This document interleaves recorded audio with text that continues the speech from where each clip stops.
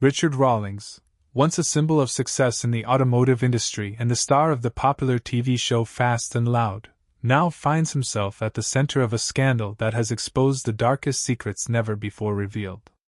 After a 3-week trial, he faced a shocking sentence no one could have predicted. Right in the courtroom, as the verdict was read, Rawlings suddenly collapsed, forcing everyone present to witness an unforgettable scene. What led a man once famous and admired in the world of classic cars to fall into such a tragic situation? The dark secrets behind Gas Monkey Garage and Fast and Loud have now been exposed, revealing not only financial fraud but also a large-scale conspiracy to defraud the classic car industry. From a symbol of success, Rawlings now faces an irreversible downfall. Why did he risk it all to face such a horrifying sentence? Let's uncover the truth behind this shocking case and the dark secrets of Gas Monkey Garage that few people knew about. The unexpected event in court, on the day scheduled for trial at the Federal Court of Northern Texas, the atmosphere in courtroom 4A became tense and suffocatingly silent.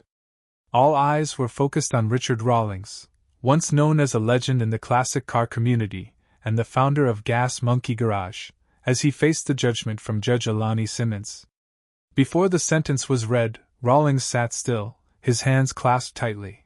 His eyes became blurry, no longer reflecting the confidence and heroic demeanor he once displayed on television and at public appearances. The image of a man who dared to face any challenge had now given way to tension and anxiety, almost unrecognizable. The 3-week trial had been so tense that everyone in the room could feel Rawlings's anxiety. He had previously been a model of success, a man of adventure with classic cars, but now all he could do was sit silently, looking at the court's bulletin board, waiting for the verdict to be delivered. As Judge Simmons began reading the sentence, the atmosphere in the courtroom became heavy, with no sound except the distant ticking of a clock. Everyone knew this was the decisive moment not just for Rawlings, but for everything he had built over the years. After a few minutes of reading the verdict, the judge announced the result. Richard Rawlings was found guilty of all charges, including fraud through wire transfers, mail fraud, conspiracy to defraud, and tax evasion. The court sentenced him to 15 years in prison with no possibility of parole for the first 10 years. On top of that, Rawlings was ordered to pay a financial fine exceeding $26 million, a colossal amount that would not only ruin his reputation but also plunge him into an irreparable financial downfall. When this announcement was made, Rawlings's reaction was not what anyone had expected. He did not speak out in protest, nor did he offer any defense. He simply collapsed, his eyes blurry, his body lacking strength. Suddenly, in a moment that no one in the courtroom had time to process, Rawlings slumped forward onto the desk. The sound of his heavy breathing followed by the noise of his face hitting the desk created a horrifying sound. It took several seconds for those present to react. His lawyer, James Westfield, immediately called for medical assistance. Medical personnel rushed in while security staff quickly cleared the area to ensure safety. This scene left everyone in the courtroom stunned, unable to believe what had just occurred. The reactions from the people at present ranged from shock, including reporters, court staff, and even Rawlings's friends and family. Even his longtime close friends, such as Dennis Collins, could do nothing but watch from a distance, worried but unable to approach. As medical personnel carried Rawlings out of the courtroom, no one could have imagined that a man who had once been a symbol of success and progress could end in such a tragic way. There was no excitement, no applause, only a suffocating silence. A man who had built his empire from a career in the classic car industry now faced total collapse. The court and all those who witnessed this event were in shock. Rawlings's conviction was not only a legal sentence but also the end of an era in which Gas Monkey Garage and Fast and Loud had once been a household name in the car enthusiast community. Investigation and charges. The collapse of Richard Rawlings in the courtroom was not only a shock for fans and followers of the show Fast and Loud, but it also marked a significant milestone in the criminal investigation into the shady business activities behind the glamorous facade of Gas Monkey Garage. Notably, the investigation did not begin immediately, but rather started accidentally through a routine tax audit at the end of 2023. When the IRS began reviewing Gas Monkey Garage's financial records, there was initially nothing more than ordinary suspicions about the spending and debts of a large business. However, as the investigation progressed, more and more unusual signs emerged that the investigators could not ignore. The initial audit was simply meant to examine unpaid taxes by Gas Monkey Garage. However, as IRS agents delved deeper into the financial records, they uncovered unexplained expenses and large debts that could not be accounted for, some of which appeared to be related to Rawlings's personal transactions and unreasonable costs for an automotive business. The connection between Rawlings's personal debts and the business's expenses began to raise questions about the transparency of Gas Monkey Garage's financial operations. Signs began to emerge suggesting that something far more serious was taking place. As the investigation stretched on, investigators began noticing clearer signs of financial fraud. One of the first discoveries was the presence of international bank accounts which appeared to be unconnected to the regular business activities of Gas Monkey Garage. This suggested that international transactions had been made without proper oversight or transparency.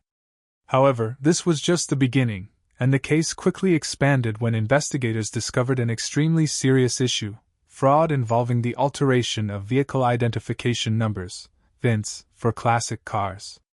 A criminal act that could expose Rawlings to charges related to wire fraud, mail fraud, and media-related deception. This discovery was a huge shock. Investigators found that Rawlings and his associates had used sophisticated methods to alter the VINs of dozens of classic cars, transforming ordinary vehicles into rare versions worth much more than their actual value. Once these cars had their VINs and documentation altered, they could be valued at hundreds of thousands of dollars or even millions for special editions. This was not just simple fraud. It was a systematic network of deception carried out over many years involving numerous people. Prosecutors presented evidence in court that Rawlings had not only sold cars with fake VINs but had also created fake histories for them, making them appear to be valuable classic cars. This caused an uproar in the car enthusiast community. These cars were sold to collectors and wealthy buyers who were unaware of their fraudulent nature. One of the key pieces of evidence in the case was footage from Fast and Loud in which Rawlings proudly showcased the rare cars he had found. These clips were used by the prosecutors to demonstrate that Rawlings had exploited his fame and reputation in the automotive industry as a basis for these fraudulent actions. What made the case even more complicated and noteworthy was the involvement of automotive experts and witnesses from classic car auctions who provided crucial evidence. They pointed out that the cars sold by Rawlings and Gas Monkey Garage displayed subtle but obvious differences from the original versions of classic cars, differences that could only be recognized by seasoned experts in the field. These changes were not simple fakes but sophisticated tricks performed by individuals with deep expertise in cars, making the fraudulent activities even harder to detect. This further confirmed that the case was not just about a few cars but represented a large-scale fraudulent strategy carried out over a prolonged period. Experts and witnesses pointed out that Rawlings was not just a classic car enthusiast, but also a sophisticated fraudster using his fame and influence to cover up systematic fraudulent activities. The evidence presented by the prosecutors in court not only showed serious legal violations, but also a public deception of the classic car community and collectors. Throughout the investigation, the prosecutors clarified that Rawlings had not only altered VINs and documentation for the classic cars but had also employed a sophisticated marketing strategy to legitimize the cars he had fabricated. Footage from Fast and Loud and advertising activities across media channels helped Rawlings reach a large audience of fans and customers, making them trust the authenticity of the cars he sold. These investigations not only shed light on a classic car fraud system but also illustrated how celebrities could leverage their influence to carry out large-scale deception. This case not only raised questions about authenticity in the automotive industry but also forced many to re-examine their trust in television programs that were once familiar and beloved by the public. The last-ditch effort to save himself. As the trial faced serious charges, Richard Rawlings's defense team could not sit idly by. They did everything they could to protect their client, even though the evidence against him grew clearer and more overwhelming. Throughout the trial, Rawlings's defense team presented arguments to mitigate his punishment, but these efforts seemed insufficient to overcome the weight of the evidence presented by the prosecution. One of the key arguments raised by Rawlings's defense team was to assert that he was simply a classic car enthusiast with no intention of committing fraud in his dealings. They claimed that the differences between the versions of classic cars Rawlings had crafted and sold were merely an issue of authenticity within the car industry, where differing opinions about the authenticity of a vehicle are common. Rawlings's lawyer, James Westfield, firmly stated that Rawlings was not the only one in the industry with a different view on how to authenticate a classic car, and that the act of improving or altering certain parts of a vehicle did not necessarily constitute fraud. Westfield argued that selling cars with subtle modifications was an accepted practice within the automotive industry, and that Rawlings never intended to harm customers or the car enthusiast community. The defense sought to portray Rawlings as a true classic car enthusiast, not a sophisticated fraudster as the prosecution had painted him. Westfield even emphasized that Rawlings had built his career on honesty and a commitment to restoring classic cars with integrity. He argued that Rawlings had never intended to deceive his customers, and all the actions in question were mere mistakes in the process of authentication, not part of a deliberate fraudulent scheme. However, the defense's arguments failed to convince the jury. While Rawlings's defense team attempted to clarify the complexities of the classic car industry and how the values of cars are assessed, the prosecutors quickly dismissed all of these points. Prosecutor Daniel Keller pointed out that altering VINs and documentation of classic cars was a clear illegal act, and there was no justification for these actions. He emphasized that Rawlings had used sophisticated tricks to forge the cars, thereby causing significant harm to collectors and wealthy buyers who trusted his credibility. The prosecution presented a very different picture of Rawlings. They argued that Rawlings was not just a classic car enthusiast, but a deliberate fraudster using the fast and loud show to market counterfeit cars. Prosecutor Keller even claimed that Rawlings had exploited his fame from television to create an authoritative image for the cars he sold, making customers believe they were purchasing truly valuable vehicles while in reality these cars were simply altered counterfeit versions. Additionally, the prosecutor highlighted that Rawlings's use of media and advertising channels to inflate the value of his forged cars was a systematic act of deception. Footage from Fast and Loud in which Rawlings proudly showcased the rare cars he had found became a crucial piece of evidence. These clips not only served as proof of Rawlings's deception in his work but also showed how he had exploited public trust and used his influence to carry out fraudulent activities. One of the most impactful aspects of the trial came from the testimony of witnesses, former employees who had worked directly with Rawlings at Gas Monkey Garage. 3 former employees took the stand to testify about a secret area in the garage where they had been involved in altering the VINs of vehicles.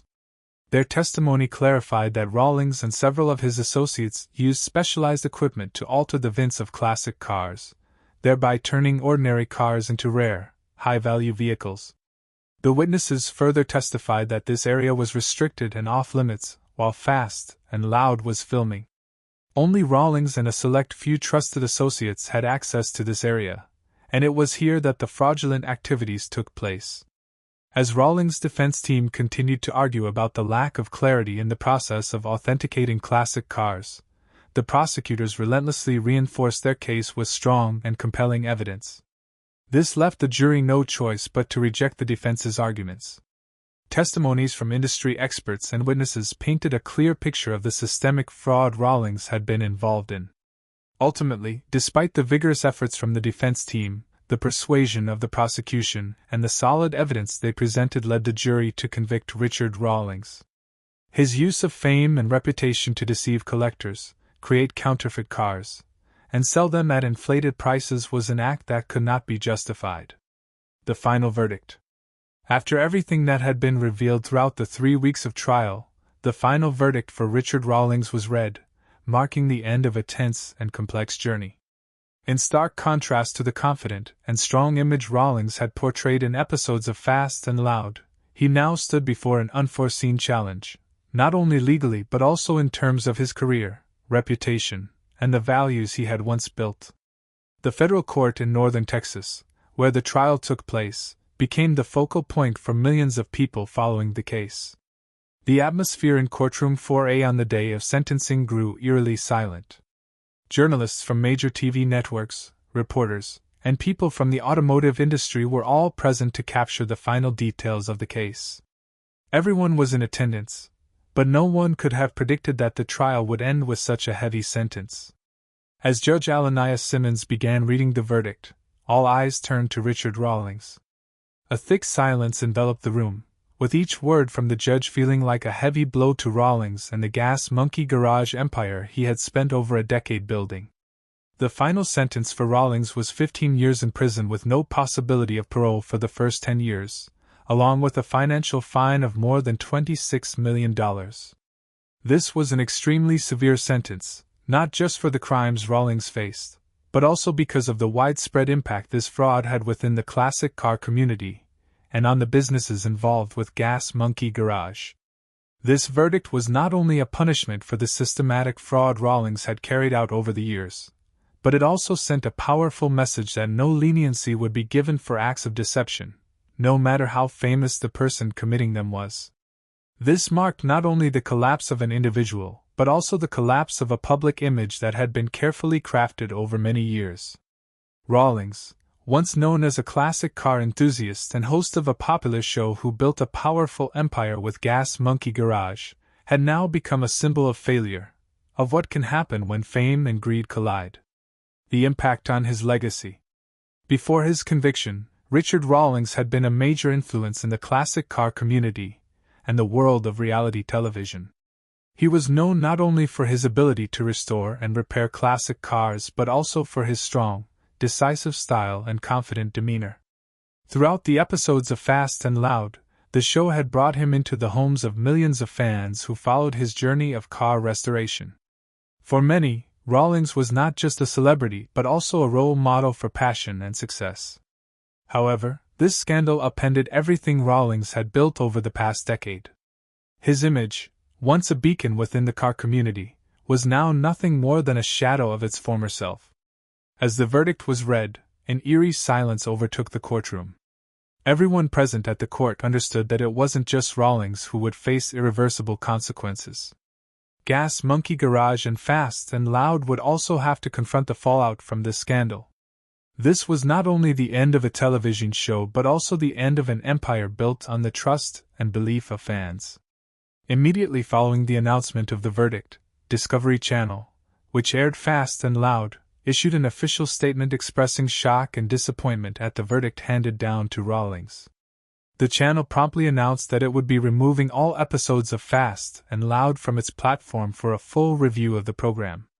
They also declared that they would be re-examining all content related to Rawlings and the show to ensure that no fraud or misinformation had been broadcast over the years.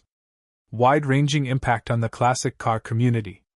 The case of Richard Rawlings not only shattered his personal reputation but also had a profound impact on the classic car community, who had long trusted and admired Gas Monkey Garage. For many years, Fast and Loud had been an essential part of the lives of classic car enthusiasts, and Gas Monkey Garage had become a symbol for restoring and recycling vintage cars. For car lovers, the show offered not just entertainment, but also valuable information on how to repair and restore classic cars. However, after the classic car fraud scandal was exposed, the classic car collecting community began to realize that many of the cars sold through Gas Monkey Garage might have been counterfeit. This sparked a wave of dissatisfaction within the community, with many feeling deceived by someone they had once revered. For those who had spent hundreds of thousands, even millions of dollars on cars from Gas Monkey Garage, this was a huge shock. Not only had they lost the money they spent, but they also lost their trust in the very industry they loved. The issue was even more serious because these cars were not just collectibles for classic car collectors. These vehicles were not just assets, but works of art carrying historical and cultural value. When it was revealed that the cars might have had their VINs and documentation altered to fake their value, many felt betrayed. Trust in classic car suppliers, especially famous figures like Rawlings, was shattered, raising the question of whether the classic car industry could ever regain the trust it had lost. This incident also raised questions about the authenticity standards within the classic car industry. Auction houses and experts in the field were forced to reconsider all their car verification processes to prevent similar incidents in the future. Classic car auction companies began to revise their authentication procedures, requiring that all documentation and paperwork be more thoroughly checked. Some companies even introduced stricter VIN verification measures to ensure that the cars sold were legitimate and not fraudulent like those in Rawlings's case. The impact of this case extended beyond just car collectors. It also affected the value of many other classic cars within the community. This incident raised concerns that many cars, even if not sold by Rawlings, could still be suspected of being inauthentic, thus reducing the value of the entire classic car market. This created a huge shock in the industry, as collectors and investors began to approach their car purchases with more caution. Gas Monkey Garage, the brand that Rawlings had built over more than a decade, could not avoid severe decline after the fraud scandal was uncovered. Not only Gas Monkey Garage but also other businesses associated with Rawlings, such as the Gas Monkey Bar and Grill chain, faced significant financial and reputational challenges. Within 24 hours of the verdict being announced, Gas Monkey Garage was hit with a media storm. In an attempt to limit the damage, Gas Monkey Garage decided to undertake an emergency rebranding. All Gas Monkey signage, from logos to brand images, was removed from stores and business locations. Partner companies and service providers began to suspend their partnerships with Gas Monkey Garage, while former customers turned their backs on the brand. This not only affected revenue but also significantly diminished the brand value that Gas Monkey Garage had once held, which had been a symbol in the automotive industry and the world of classic cars. Moreover, the Gas Monkey Bar and Grill outlets, a part of Rawlings' business empire, were also severely impacted. These restaurant chains, known for their Gas Monkey Garage-themed decor, were affected by the scandal as well. According to some restaurant staff, customer numbers plummeted immediately after the scandal broke, and many customers demanded refunds for services already rendered. Some outlets had to close, while others struggled to keep operations going. This created financial difficulties and left employees in the Gas Monkey Bar and Grill system facing job loss and uncertainty. One of the most severe consequences for Gas Monkey Garage and Rawlings was the loss of relationships with partners and customers. While classic car collectors felt deceived, business partners of Gas Monkey Garage, from auto parts companies to insurance firms, became worried about the authenticity of their transactions with the garage. This created a wave of distrust, not only within the classic car community, but also in the business partnerships of Gas Monkey Garage. The broader impact on reality TV and lessons learned. Richard Rawlings's fraud scandal did not only affect the classic car industry but also had a far-reaching impact on the reality television industry. Fast and Loud, once a symbol of success and creativity in the classic car field, faced an inevitable crisis. Discovery Channel's decision to remove all episodes of Fast and Loud caused the show to lose a large portion of its audience and forced the reality television industry to face criticism about how these programs may have misled the public. For a show like Fast and Loud, where classic cars were introduced and restored in every episode, viewers had become immersed in the colorful and exciting world of the automotive industry. However, when Rawlings's scandal was exposed, it not only undermined the authenticity of the show but also raised significant doubts about all reality TV shows that involved the faking or creating of situations. This could lead to a crisis of trust in reality television, forcing viewers and producers to reconsider the ethics and transparency of how these shows are produced. After the long and tense trial, Richard Rawlings's case finally concluded, marking the collapse of an empire that he had spent a decade building. Richard Rawlings, once the founder of Gas Monkey Garage and host of Fast and Loud, was no longer the person the public had admired. His life, from his career to his finances and reputation, was now in crisis with no possible way to recover. However, this is also an opportunity for the automotive and television industries to reconsider the ethical standards and level of honesty necessary when building public images. Rawlings's downfall is not just a story of deception, but a reminder of how public trust can be eroded if not protected properly. Looking toward the future, Gas Monkey Garage may never fully recover as it once was. The system and empire Rawlings built collapsed in a short time, and even if he could return after serving his sentence, it would be difficult for the brand to regain the respect it once had. This scandal will continue to haunt Rawlings's image for years to come, and it will remain an indelible part of the classic car industry's history. The big remaining question is whether Rawlings can find a way to rebuild his personal and professional life after this verdict.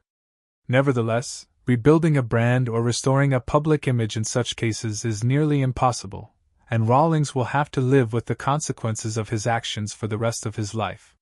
His story, from a beloved figure in the automotive industry to a revealed fraudster, will forever serve as a classic example of how reputation and career can be destroyed when integrity and honesty are lost. Don't forget to like, subscribe, and hit the bell so you don't miss the next surprising and dramatic story.